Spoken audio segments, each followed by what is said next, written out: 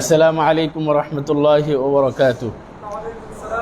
আলহামদুলিল্লাহি রাব্বিল আলামিন ওয়াল আকিবাতু লিল মুত্তাকিন ওয়াস সালাতু ওয়াস সালামু আলা নাবিয়িনা মুহাম্মদ ওয়া আলা আলিহি ওয়া আসহাবিহি আজমাইন, আম্মা বা'দ। সম্মানিত উপস্থিতি, আমরা সিরাতুর রাসূল সাল্লাল্লাহু আলাইহি সাল্লাম আমাদের আলোচনা রমজানে আমরা আলোচনা করেছিলাম প্রতিদিন। আলহামদুলিল্লাহ, রমজানের পরে এখন আমরা আবার ইনশাল্লাহ ধারাবাহিকভাবে আলোচনা করব। রমজান আমাদের যে পর্যন্ত শেষ হয়েছিল সেটা ছিল উহুদের যুদ্ধ, তাই না? উহুদের যুদ্ধ শেষ হয়েছে, কিন্তু আরও কিছু বাকি আছে। আমরা যেখানে শেষ করছিলাম সম্ভবত, যে যখন যুদ্ধ শেষ হলো তখন আবু সুফিয়ান এবং উমর রাদিয়াল্লাহু তাআলার মাঝে কি কথোপকথন হচ্ছিল। আবু সুফিয়ান কাকে ডাক দিছিল? উমর রাদিয়াল্লাহু তাআলাকে আহ্বান করছিল যে, হে উমর, তুমি এদিকে আসো। তারপরে উমর রাদিয়াল্লাহু তাআলা কি কাছে গেছিল না? মৃত্যুর ভয় করছিল না। তাদের দুইজনের মাঝে, উভয়ের মাঝে কথোপকথন হলো। তারপরে আল্লাহ রাসূল সাল্লাল্লাহু আলাইহি সাল্লাম সাহাবাদেরকে নির্দেশ দিলেন যে কে কোথায়, যারা শহীদ হয়েছে উহুদের ময়দানে, তাদের লাশ কোথায় পড়ে আছে, এগুলা খোঁজ খবর নেওয়ার জন্য সাহাবারা কি করলেন? তারা নেমে পড়লেন তাদের যে জায়গা সেখান থেকে। এবং আবু সুফিয়ানও আল্লাহ রাসূলকে বললেন যে আবার বদরের ময়দানে আবার তোমাদের সাথে কি হবে? যখন তারা উহুদের যুদ্ধ থেকে মক্কার পথে রওনা হয়, তখন সে বলে গেছে যে তোমাদের সাথে আবার আরেকটা প্রতিজ্ঞা রইল। সেটা কখন? এই বদরের ময়দানে। বদরের ময়দানে তোমাদের সাথে আবার দেখা হবে। এটা কে বলে গেল? আবু সুফিয়ান। প্রতি উত্তরে আল্লাহ রাসূল সাল্লাল্লাহু আলাইহি ওয়াসাল্লাম বললেন সাহাবীগণকে যে বলে দাও যে হুয়া বাইনানা ওয়া বাইনাকা মাওঈদুন, ঠিক আছে, আমাদের এবং তোমাদের মাঝে কি একটা প্রতিজ্ঞা রয়ে গেল, সেটা বদরের ময়দানে। তোমরা যদি আসতে চাও, আমাদের কি নাই? বাধা নাই। তো দিনকে প্রতিষ্ঠা করতে হবে। আল্লাহ রাসূল কি করছে? সাহাবাদেরকে নিয়ে জীবনকে বাজি রেখে তারা মৃত্যুর পরোয়া করে নাই, তারা জীবনের পরোয়া করে নাই, কিন্তু তারা দিনকে প্রতিষ্ঠা করে গেছে। যার কারণে আমরা এই দিন পাইছি, আলহামদুলিল্লাহ। এই যে উহুদের যুদ্ধে ৭০ জন সাহাবা কি হয়েছে? শহীদ হয়েছে। আর যারা আহত হয়েছে, সুবহানাল্লাহ, তাদের কথা এখন আসবে। রাসূল সাল্লাল্লাহু আলাইহি ওয়াসাল্লাম আলী ইবনে আবু তালিবকে তিনি বললেন যে ওদের খোঁজ খবর নিয়ে আসো, অর্থাৎ যে কাফেরদের সৈন্য তারা যেখানে ছিল, যারা এখানে আছে নাকি চলে গেছে নাকি চলে যাচ্ছে, এদের একটু খোঁজ খবর নিয়ে আসো। তো আল্লাহ রাসূল সাল্লাল্লাহু আলাইহি ওয়াসাল্লাম আলী রাদিয়াল্লাহু তাআলা আনহুকে বলে দিলেন যে উখরুজ ফি আথারিল কওমি ফানজুর মা ইয়াসনাউনা ওয়া মা ইউরিদুনা ফাইন কানু ক্বাদ জানাবুল খাইলা ওয়ামতাদুল ইবিলা। আলী রাদিয়াল্লাহু তাআলা আনহুকে নবী সাল্লাল্লাহু আলাইহি ওয়াসাল্লাম বললেন যে ওদের পিছে পিছে যাও, গিয়ে দেখো ওরা কি করে। ওরা কি আসলে ঘুরে ফিরে আবার এই মদিনাতে আক্রমণ করতে চাচ্ছে, নাকি তারা আসলে মক্কার জন্য তারা কি রওনা হয়ে গেছে? এটি কিভাবে বুঝবে যে ওরা উহুদের যুদ্ধটা হয়েছে কোথায়? মদিনা থেকে একটু, মদিনার পাশে, অর্থাৎ মদিনাতে, কিন্তু মদিনা শহর থেকে কি বাইরে, মদিনা শহরের বাইরে। তা আল্লাহ রাসূল বললেন, আলী রাদিয়াল্লাহু তাআলা আনহুকে বলে দিলেন যে তুমি যখন তাদেরকে দেখবা যে তারা তাদের ঘোড়াকে পাশে রেখে উটের উপর সওয়ার হয়ে চলছে, যদি তুমি তাদেরকে দেখো, এই সৈন্যবাহিনীদেরকে, তারা ঘোড়ার উপরে চড়ে না, ঘোড়াকে পাশে রেখে উটের উপর চলে তারা হাঁটতেছে বা তারা রওনা হয়েছে, তবে জানবে যে ফিরে যাওয়াই তাদের উদ্দেশ্য। তাহলে তারা কি আসলেই তারা মক্কার পথে কি তারা রওনা হয়ে গেছে? কি যদি করে, অর্থাৎ উটের উপর তারা চড়ে এবং ঘোড়াকে কি করে পাশে নেই। আর যদি তুমি দেখো এর উল্টা, অর্থাৎ তারা ঘোড়ার উপরে চড়ে আসে আর উটকে কি করতেছে?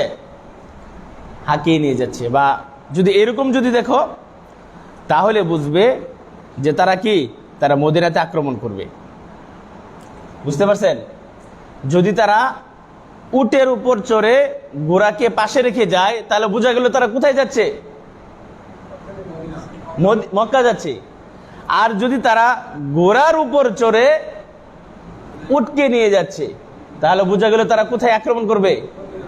মদিনায় আক্রমণ করবে। তাদের গতি কি ভালো না। আল্লাহ রাসূল সাল্লাল্লাহু আলাইহি ওয়াসাল্লাম এটা আলী রাদিয়াল্লাহু তাআলা আনহুকে বলে দিলেন।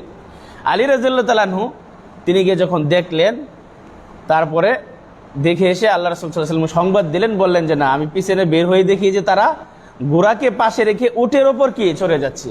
মানে ঘোড়ার তখন কি ছিল, ভালো কদর ছিল, আর ঘোড়ার উপর চড়ে তারা কি করছে, যুদ্ধ করছে। ঘোড়া একটু আহত হয়ে গেছে, দুর্বল হয়ে গেছে।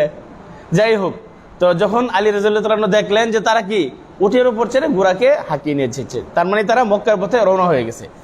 এবার শহীদ বা যারা আহত হয়েছে তাদের অনুসন্ধান, তাদের আল্লাহ রাসূল বললেন, আল্লাহ রাসূল নিজে কি হয়েছে নিজে বের হয়েছেন তাদের খোঁজখবর নেওয়ার জন্য। এবং সাহাবারা যখন দেখলেন তখন আল্লাহ রাসূল বললেন যে আহতদের খোঁজখবর নিতে যায়েদ ইবনে সাবিত রাদিয়াল্লাহু তাআলা আনহু বর্ণনা করেন যে উহুদের দিন রাসূল সাল্লাল্লাহু আলাইহি ওয়াসাল্লাম আমাকে প্রেরণ করলেন আমি যেন সাদ ইবনে রাবির মৃতদেহ অনুসন্ধান করি। সাদ ইবনে রাবির, তার সে কোথায় পড়ে আছে, তার লাশটা, তার দেহটা যেন আমি কি করি, অনুসন্ধান করি। আল্লাহ রাসূল কাকে বললেন? যায়েদ ইবনে সাবিতকে বললেন। রাসূল সাল্লাল্লাহু আলাইহি ওয়াসাল্লাম যখন তাকে প্রেরণ করলেন তখন তিনি দেখলেন যে এক জায়গায় তিনি কি পড়ে আছে। তারপরে বললেন যে ইন রাআইতাহু ফাকরাহু মিন্নি সালাম। আল্লাহ রাসূল বলে দিলেন যদি তুমি তাকে পাও, সাদ ইবনে রাবিকে পাও, তাহলে আমার পক্ষ থেকে তাকে কি জানাবে, সালাম জানাবে। আল্লাহ, তখন তিনি বললেন যে ইয়াকুলু লাকা রাসূলুল্লাহ সাল্লাল্লাহু আলাইহি ওয়াসাল্লাম কাইফা তাজিদুকা। আল্লাহ রাসূল তোমাকে সালাম জানাইছে, তোমার কেমন মনে হচ্ছে, তুমি কি রকম অনুভব করতেছো তোমার শারীরিকভাবে তুমি। তখন দেখা গেল যে তার শরীরে, এই সাদ ইবনে রাবি, তার শরীরে 70-এরও অধিক তার শরীরে তলোয়ার, তীর, বল্লম এগুলোর আঘাত রয়েছে। আল্লাহ, চিন্তা করছেন মানে তিনি কিরকম ভাবে যুদ্ধ করেছেন। আর তার শরীরে যদি একটা শরীরে 70টার মতো মানে আপনার আঘাত থাকে তাহলে কি পরিমাণ তার শরীরটা জর্জরিত হয়ে আছে। আল্লাহ রাসূল হয়তো আল্লাহ তাআলার পক্ষ থেকে কোনো কি পাইছেন, আল্লাহ তাআলার পক্ষ থেকে হয়তো রাসূলের কাছে ওহী আসছে, এই জন্য আল্লাহ রাসূল বললেন যে সাদ ইবনে রাবিকে আমার কি জানাবা, সালাম জানাবা তাকে। যখন এই যায়েদ ইবনে সাবিত বললেন যে আপনার কেমন মনে হচ্ছে, আপনি কি অনুভব করতেছেন, তখন এই সাদ ইবনে রাবি তিনি বললেন যে আমি জান্নাতের সুগন্ধি পাচ্ছি। সুবহানাল্লাহ, আমি জান্নাতের সুগন্ধি পাচ্ছি। তারপরে এই সাদ ইবনে রাবি তিনি যায়েদ ইবনে সাবিতকে বললেন যে আপনি আমার কওম আনসারকে বলবেন যে তাদের একটি চক্ষু নড়তে থাকে এমত অবস্থায় শত্রু রাসূল সাল্লাল্লাহু আলাইহি ওয়াসাল্লাম পর্যন্ত যদি পৌঁছে যায় তাদের আল্লাহ তাআলার নিকট কোনো উজর চলবে না। অর্থাৎ তিনি বলে দিলেন যে তার চক্ষু যদি উড়েও যায়, যদি উপরে পড়ে যায়, যদি ঝুলতে থাকে, তারপরেও তারা রাসূলকে রেখে চলে যাবে, এরকম কোনো উজর তাদেরকে আল্লাহ তাআলার নিকট গ্রহণ হবে না। যেভাবেই হোক তাদের রাসূলের সাথে কি করতে হবে, যুদ্ধ করতে হবে, দিনকে রক্ষা করতে হবে, রাসূলকে হেফাজত করতে হবে, রাসূলের সাথে সর্বদা থাকতে হবে। এই কথা বলে তিনি কি করলেন, তিনি শহীদ হয়ে গেলেন, তিনি মারা গেলেন। সুবহানাল্লাহ, চিন্তা করা যা। আর আজকে মুসলমানদের কি অবস্থা, তারা দিনের জন্য কি করছে, আর আজকে আমাদের কি মৃত্যুকে আমরা ভয় পাই। তারপরে উসাইরিম একজন সাহাবী, তাকে দেখতে পেলেন যে তিনি আহত অবস্থায় আছে, অথচ তিনি যে মুসলমান এটা মুসলমানরা জানতো না। যখন তাকে বলা হলো যে আপনি এখানে কেন, সবাই আশ্চর্য হয়ে গেছে যে সাহাবারা অনেকে জানতো সে হয়তো মুসলমান না। তারপরে তিনি বললেন যে না, আমি ইসলামের আকর্ষণে এখানে কি উহুদের ময়দানে আসছি। তারপরে তিনি যুদ্ধে শহীদ হয়ে তারপরে তিনিও কি চিরনিদ্রায় শায়িত হয়ে যান। এরপরে অনেক সাহাবাদের ঘটনা আছে। আপনার এখানে আরেকজন ছিল যে কুসবান নামে, সে তার বীরত্ব দেখানোর জন্য কওমের জন্য সে যুদ্ধ করতে আসছিল, যুদ্ধ করে সে নিহত হয়েছে, কিন্তু সে কি তার কওমের জন্য যুদ্ধ করতে আসছিল। এরকমভাবে মুখাইরিম নামে একজন ইহুদি, সেও তার কওমের জন্য কি করতে আসছে, যুদ্ধ করতে আসছে মুসলমানের পক্ষ হইয়া। তারপরে সাহাবাদেরকে যারা যারা শহীদ হয়েছে তাদেরকে দাফন দিলেন। তাদেরকে দাফন কেমনে দিলেন, আল্লাহ রাসূল সাল্লাল্লাহু আলাইহি ওয়াসাল্লাম জিজ্ঞাসা করলেন যে তাদের মধ্যে যখন দুইজন ব্যক্তিকে একটা কবরে দিছে, একটা চাদরে দুইজনকে পেঁচিয়ে যখন কবরে রাখা হয়েছে, আল্লাহ রাসূল জিজ্ঞাসা করছেন তাদের মধ্যে কে বেশি কোরআন তেলাওয়াত জানে, কে বেশি কোরআনের মুখস্থ আছে। দেখছো কোরআনের কি ফজিলত, যে কার বেশি কোরআন মুখস্থ আছে বা কোরআনের দিক দিয়ে কে বেশি কি জ্ঞানী, তাকে কবরে কি রাখতেন, আগে রাখতেন, তারপরে যে দ্বিতীয় জন ছিল তাকে কবরে রাখতেন। এইভাবে যারা সেইখানে উহুদের ময়দানে শহীদ হয়েছে তাদেরকে সেখানে দাফন করলেন। কিছু কিছু সাহাবাদেরকে উহুদের ময়দান থেকে মদিনায় নিয়ে গেছিল, তাদেরকে নির্দেশ দেওয়া হলো তাদেরকে কি যেন অতি সত্বর তাদেরকে এই উহুদের ময়দানে নিয়ে আসা হয়, যে যেখানে মারা গেছে সেখানে যেন তাদেরকে কি করা হয়, তাদেরকে দাফন করা হয়। রাসূল সাল্লাল্লাহু আলাইহি সাল্লামের চাচা হামজা রাদিয়াল্লাহু তাআলা আনহু যখন সাফিয়া আল্লাহ রাসূলের কে ছিল, ফুফু, তিনি দেখার আগ্রহ প্রকাশ করলেন যে আমি আমার ভাইকে, তাহলে সাফিয়া হামজা রাদিয়াল্লাহু তাআলা আনহু সাফিয়ার কি হয়, তারা ভাই বোন তাই না। তিনি ইচ্ছা করলেন যে আমি আমার ভাইকে দেখতে চাই। আল্লাহ রাসূল তাকে নিষেধ করলেন যে না, তার ছেলেকে, এই সাফিয়া রাদিয়াল্লাহু তাআলা আনহার ছেলেকে নিষেধ করলেন যে তুমি তোমার মাকে নিয়ে যাও, তাকে দেখার দরকার নাই। তো তারপরে সাফিয়া রাদিয়াল্লাহু তাআলা আনহা তিনি বললেন যে আমি জানি আমার ভাইয়ের কি করা হয়েছে, কান কেটে নেওয়া হয়েছে, তারপরে চোখ উঠানো হয়েছে, নাক কেটে ফেলা হয়েছে, আমি জানি। তারপরেও কি তিনি দেখেন হামজা রাদিয়াল্লাহু তাআলা আনহুর দুধ ভাই ছিল আব্দুল্লাহ ইবনে জাহাশ, আব্দুল্লাহ ইবনে জাহাশ, তাদের দুইজনকে একসাথে কি করা হয়, দাফন করা হয়। তার দুধ ভাই হামজা রাদিয়াল্লাহু তাআলা আনহুর দুধ ভাই হলো আব্দুল্লাহ ইবনে জাহাশ, আবার হয় কি তার বাগ্নে আবার কি অনেক সময় থাকে না যে চাচা ভাতিজা বয়সে কি সমান সমান হয় না, অনেক সময় পারিবারিক বা অনেক সময় হয়। তো এরকম ভাবে তা আব্দুল্লাহ ইবনে জাহাশের সাথে হামজা রাদিয়াল্লাহু তাআলা আনহুর একসাথে দাফন করা হয়। যখন আপনার আল্লাহ রাসূল সাল্লাল্লাহু আলাইহি ওয়াসাল্লাম হামজা ইবনে আব্দুল মুত্তালিব রাদিয়াল্লাহু তাআলা আনহুর জন্য এতভাবে কাঁদছে যে অন্য কারোর জন্য এরকম, সাহাবারা বলেন যে এরকমভাবে আব্দুল্লাহ ইবনে মাসউদ তিনি বলেন যে আমি রাসূলকে হামজা রাদিয়াল্লাহু তাআলা আনহু তার চাচার জন্য এত পরিমাণ কেঁদেছে যে আমি আর কখনো এরকম কি কাঁদতে দেখি নাই। সুবহানাল্লাহ। তো তারা জীবন বাজি রেখে তারা কি করছে, তারা দিনকে হেফাজত করছে। আমাদের এখন উচিত যারা আমাদের যে মুসলিম ভাই ফিলিস্তিনে কিভাবে পাখির মতো গুলি করে মারতেছে, বোমা মেরে তাদেরকে উড়িয়ে দিচ্ছে, তাদের ঘর বাড়ি একদম মাটির সাথে মিশিয়ে দিছে, এর এখন হইতেছে কোথায়, ইন্ডিয়াতে। হিন্দুরা মুসলমানদেরকে কি করতেছে, মুসলমানদেরকে মা বোনদেরকে বুরকা টেনে নিচ্ছে, তাদেরকে মসজিদ ভেঙে দিচ্ছে। আল্লাহ তাআলা মুসলমানদেরকে হেফাজত করুক। তারপরে আপনার এইভাবে সকল সাহাবাদেরকে তিনি আল্লাহ রাসূল এবং সাহাবারা দাফন করলেন। এমন একটা পরিস্থিতি সৃষ্টি হয়েছে যে কাপড়ের এমন পরিমাণ শর্ট ছিল যে একটা কাপড় দেয়া যে শরীর ডাকবে, মাথা ডাকবে তো পা ডাকে না, পা ডাকে তো মাথা ডাকে না। তারা দ্বীনের প্রতি কতটা আগ্রহী ছিল, আল্লাহ এবং তার রাসূলের প্রতি তাদের ভালোবাসা কি পরিমাণ ছিল। আমাদের উচিত আল্লাহ এবং তার রাসূলের প্রতি পূর্ণ ঈমান রাখা, পূর্ণ ভরসা রাখা, এবং যেন সর্ব অবস্থায় আমরা দ্বীনকে সহযোগিতা করতে পারি, আমার মুসলিম ভাই বোনকে যেন সহযোগিতা করতে পারি, মুসলিম ভাই বোন যারা মাজলুম তাদের পাশে যেন আমরা দাঁড়াইতে পারি। আল্লাহ রাসূল সাল্লাল্লাহু আলাইহি ওয়াসাল্লাম দোয়া করলেন। দেখেন আজকে যা হচ্ছে আমাদের দেশে গিয়ে ব্রাহ্মণবাড়িয়া কি করছে, মসজিদ ভেঙে ফেলাইছে। এটা কোনো কথা হলো? আমার সাথে আপনার যে কোনো মতবিরোধ থাকতেই পারে, সুন্নত নফল মুস্তাহাব বিষয় নিয়ে, এই জন্য কি আমি আপনার বাড়ি ভেঙে দেব? এটাই কি সিরাতের পরে কি আমরা এটি জানি?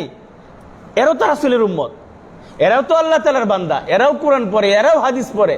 এরা কিভাবে মুসলমানদের অন্য মুসলিম ভাইয়ের মানে মসজিদটা কার মসজিদ? এটা কি কোনো মানুষের মসজিদ? মসজিদটা মূলত মসজিদটা কার? আল্লাহ তাআলার। তোমরা যেখানে নামাজ পড়ো তারাও সেখানে কি করে, নামাজ পড়ে। তাদের মসজিদ ভেঙে দিবে, এদের যে পরিণাম কতটা ভয়াবহতা, এদের যারা আলেম ওলামা এরা কি পড়ে না? সূরা আহজাবে আল্লাহ তাআলা বলেন যে ইন্না রব্বানা ইন্না আতা'না সাদাতানা ওয়া কুবারা'না ফাআদাল্লুনা সাবিলা। যারা এই সমস্ত মানে নেককারজনক এবং মন্দনীয় কাজের যারা নির্দেশ দেয়, যারা উস্কানি দেয়, সাধারণ মুসলমান যারা সাধারণ মুসলিম যাদের কোরআন হাদিস সম্পর্কে ভালো জ্ঞান নাই, তারা তো নিজে থেকে উৎসাহিত হয় না, তাদেরকে পিছন থেকে কি করা হয়, উৎসাহ দেওয়া হয়। কিয়ামতের ময়দানে তারা বলবে, দেখেন যে রব্বানা ইন্না আতা'না সাদাতানা ওয়া কুবারা'না ফাআদাল্লুনা সাবিলা। হে আমাদের রব, ইন্না আতা'না সাদাতানা, আমাদের মধ্যে যারা নেতৃবর্গ, যারা ওই যে বুজুর্গানে দিন, কুবারা'না যারা বড় বড়, তাদেরকে আমরা অনুসরণ করতাম, তাদেরকে আমরা মানতাম, তাদের কথাকে আমরা মেনে চলতাম। ফাআদাল্লুনা সাবিলা, আজকে তারা আমাদেরকে কি করছে, পথভ্রষ্ট করছে। আজকে তাই হচ্ছে না। আজকে যারা সাধারণ মুসলমানদেরকে বিভিন্ন এই আকিদাগত, আপনি হাত বাঁধেন না বাঁধেন, এটা কোনো ভেদাভেদ আছে? না বাঁধেন, সমস্যা নাই। আমিন যার ইচ্ছা বলবে, যার ইচ্ছা বলবে না, সমস্যা নাই। মক্কা মদিনাতে পড়তেছে না, দুনিয়ার সব ধরনের মুসলমান আইসা মক্কা মদিনাতে নামাজ পড়তেছে না, তাদেরকে খেদায় দিচ্ছে, মসজিদ থেকে বের করে দেওয়া হচ্ছে। তা আমরা কি এইভাবে থাকতে পারি না? আমাদের বাড়ির যে মসজিদ, মানে আমাদের যে বাস ট্রেনে আমরা বাস থেকে গিয়ে নামি, এটা হলো হানাফি ভাইদের মসজিদ। সেইখানে বিশ্বাস করবেন, যদি 5 জন হানাফি ভাই থাকে, 15 জন থাকে আহলে হাদিস সালাফি, তারা জুড়ে আমিন বলতেছে, রফুল ইদান করতে, কোনো সমস্যা নেই, কোনো ভেদাভেদ নাই। ভাই ভাই কত সুন্দরভাবে তারা আছে, চলতেছে, কোনো মতভেদ নেই। কিন্তু কিছু কিছু জায়গাতে যারা এই সাধারণ ভাইদেরকে, এক ভাই আরেক ভাইয়ের বিরুদ্ধে, যারা মুসলমানের ভাই না, আপনি আমার ভাই, আমি আপনার ভাই, কেন আমরা এইভাবে একজন আরেকজনের মসজিদ, ইবাদতের জায়গা আমরা ভেঙে দেওয়ার জন্য উস্কানি দিই? এরপরে দেখেন তারা পরকালে কি বলবে? তারা বলবে, রব্বানা আতিহিম যিফাইনি মিনাল আযাবি ওয়াল আনহুম লা'নান কাবীরা। হে আল্লাহ, হে আমাদের রব, আতিহিম যিফাইনি মিনাল আযাব, আজকে যারা আমাদেরকে দুনিয়াতে পথভ্রষ্ট করছে, যারা বিভ্রান্তর মধ্যে ফেলাইছে, এদেরকে আজকে আপনি ডাবল শাস্তি দেন। রব্বানা আতিহিম যিফাইনি মিনাল আযাবি, আপনি এদেরকে ডাবল শাস্তি দেন। এদের কারণে আমরা বিভ্রান্ত হয়েছি, এদের কারণে আমাদেরকে এরা বিপথে নিয়ে গেছে, এদের কারণে আমরা এই সমস্ত কাজ করছি। ওয়াল আনহুম লা'নান কাবীরা, এবং এদেরকে বড় ধরনের আপনি অভিশপ্ত করেন। আজকে যারা যে সমস্ত হুজুর বলেন, আলেম বলেন, তারাও তো কোরআন হাদিসের জ্ঞান রাখে। তারা কি জানে না যে মসজিদ ভাঙ্গা, মসজিদ থেকে ইবাদত থেকে বিরত রাখা, মসজিদে যাওয়া নিষেধ করা? আল্লাহ তাআলা অন্য জায়গায় কি বলেছেন? ওমান আযলামু মিম্মা মানাআ মাসাজিদাল্লাহি আইয়ুযকরা ফিহা ইসমুহু, যেখানে আল্লাহ তাআলার নাম নেওয়া হয়, যেখানে আল্লাহ তাআলাকে স্মরণ করা হয়, এমন জায়গা থেকে যারা বাধা দেয়, ওর চেয়ে বড় জালেম আর কে হইতে পারে?